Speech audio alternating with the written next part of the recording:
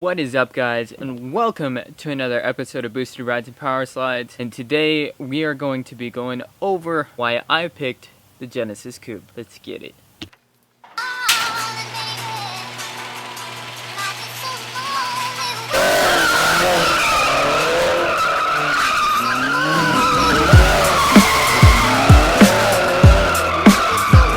So a lot of people ask me, why'd I get the Genesis Coupe? There's so many other things you could have gotten. Why didn't I get a 350Z, BRZ, FRS, you know, that whole category. There's tons of rear-wheel drive cars. Why didn't I get that? To start off, when I was getting a new car, I was coming from a Mustang. Most of you probably don't know this. A few of you who actually know me personally probably know this, but I had a 98 Mustang GT convertible before this. Probably insert a picture here. Here somewhere.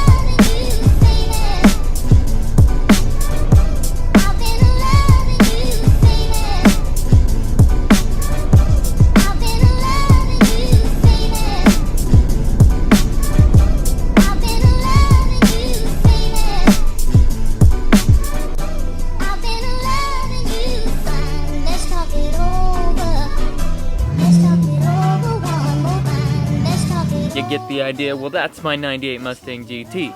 And I'm coming from an V8 and a rear-wheel drive car. And I knew I was going to come down into either a 4 or 6 cylinder car. It had to be rear-wheel drive. I knew I couldn't go to a front-wheel drive car. I was looking at some front-wheel drive cars, like some Volkswagens, like the Passat CC, or the CC it is now. I actually am very fond of the way that car looks and the way that the interior is set up and everything like that. It's a pretty dope car, but for my purpose, I just can't. I can't do it. I can't drive front wheel drive cars. I've driven a few of them and I just can't do it. It has to be rear wheel drive. To me, it's just all over a better driving experience when you drive a rear wheel drive car. I mean, you have more control in my opinion and you can slide around. So just for me, rear wheel drive is a must. Then second thing I was thinking of, you know, I had a 98 Mustang GT before. I knew I wanted to get something that I was gonna slam and not be a muscle car. So I was looking for something, you know,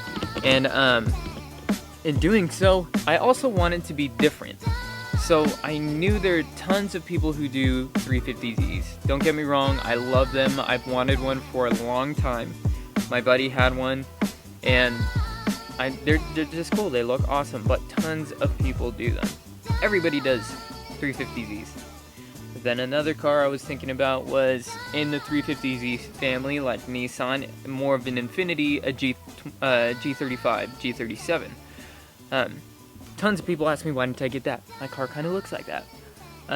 Again, that is a very common car that you see on like Stance Nation or Clean Culture or Camber Gang or something like that, where these cars are just absolutely slammed on bags, on some crazy setup, and you see, like, it's not uncommon that you drive down the road and you see an Infiniti done up. It's pretty much an everyday occurrence. And so I'm going through the list, like FRS, BRZ, again, that's a new car, it is cool, but it is slow. But besides the fact that it's slow, again, it's something that people do all the time. You see FRSs everywhere. Like, that is like one of the biggest things out there right now is an FRS. To get an FRS, to slam it, to put a wide body kit, Rocket Bunny, whatever it may be on there. Yeah, I see that all over my school. I was also thinking about a Miata. The problem with the Miata is I didn't want to get a new Miata because I like the old Miatas better. Maybe I'm planning on getting a Miata in the future for the channel in the future. Just who knows? But I didn't want another car that was old, that would be breaking, that would have more miles, that I'd have to put more into than I wanted. So I wanted to get something newer. I was looking for something around 2010 and up. Don't get me wrong, Miatas are awesome. And yes, some of them might not take work, but for my purposes where I like to build stuff, I like to kind of track it, be aggressive, you know, with it. I kind of wanted something newer that would kind of keep up with that and be low miles. Low miles is my key. After searching around and going through all this stuff, I thought about the Genesis before and then came back around to it and I was like, hey, how about the Genesis? I know lots of people have Genesis, but it's not every day that you see a Genesis around, as well as a Genesis that is done up per se, like on wheels, on coils. Yeah, you can find it all over Instagram and stuff like that, but it's not something that you see common every single day driving around like at school or just anywhere. I get people who stop me all the time at the mall, like when we went on the drive to San Francisco, some guy stopped me and was like, hey, what is this? I don't even know what this is. Like, it sounds good. Like tons of people ask me, what car is this? I have no idea what this is. So that was my goal, doing something different. And I'm not totally different like from everybody else, but something that you just don't see every day. I know other people do it, but it's not a common occurrence. That's what I was kind of going for. That's what I was looking for when I got it. This car, when I got it, only had 38,000 miles, I believe. Now I put on almost 7,000 miles maybe. I think it's like 46,000. Car's meant to drive and it's gonna drive. That's what I'm gonna do. And then my next category is I was looking for something that was rear wheel drive, different, that you don't see every day, as well as reliable. Reliability is a big thing. Like I talked about the Miata, I didn't want something braking, something that I was gonna be able to just kind of hammer and push and not break or not completely break, you know. And so that's how I came to the Genesis, because it's not an everyday occurrence that you see it and see one done up. I like this car. Not too many people get them. Not too many people know what they are. Apparently, since I've had it, tons of people have asked me what it is. And overall, it looks cool. It also looks cool. Another reason why I chose this car was because a 4-cylinder turbo. People ask me all the time, why did you not get the 3.8 or the V6?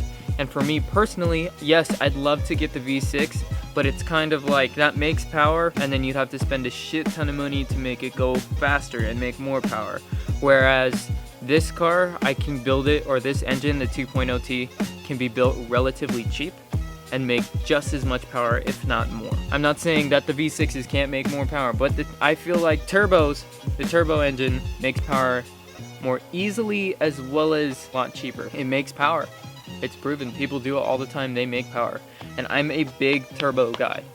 I love turbos. I love the way turbos sound, the feeling of coming in boost, and just turbos are freaking awesome. I'm a turbo guy and I swear by turbos, and I think turbos will make more power than superchargers, in my opinion. Run things at like 35, 40 PSI and just make insane power. Not saying that's what I'm going to do. So that's why I got the car. That's why I got the Genesis. Because it was turbo, it's reliable, it's newer, it's something you don't see every day, and it's just fucking awesome. Deal with it. I know a lot of you guys are asking about the welded diff as well. I'm going to do a full review on the welded diff that's coming soon. Just be patient, guys. I have a lot going on with school and work, so the videos might cut down a little bit. I want to try and get on a schedule. So right now, starting either next week or the following week, whenever this video posts, I want to try and start getting videos out every Monday. Might be every Sunday that I get videos out. I want to shoot for every Monday. So look for that.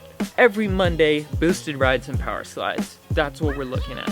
So thank you guys so much for the love and support. We're at 266 subscribers now, which is just fucking insane. It's been a week. I know we didn't grow as fast as before, but we're growing. You guys just keep doing this. Keep smashing that like button. Keep sharing these videos. Keep commenting. And just keep subscribing. Let's keep growing. Let's keep this motion again going forward. And this just energy is just awesome. Thank you guys so much for supporting. More boosted rides and power slides to come. Well, the diff review to come. Some more sliding to come. Just stay tuned, be patient, and look forward to Mondays. Thank you guys so much, and we'll catch you guys in the next one.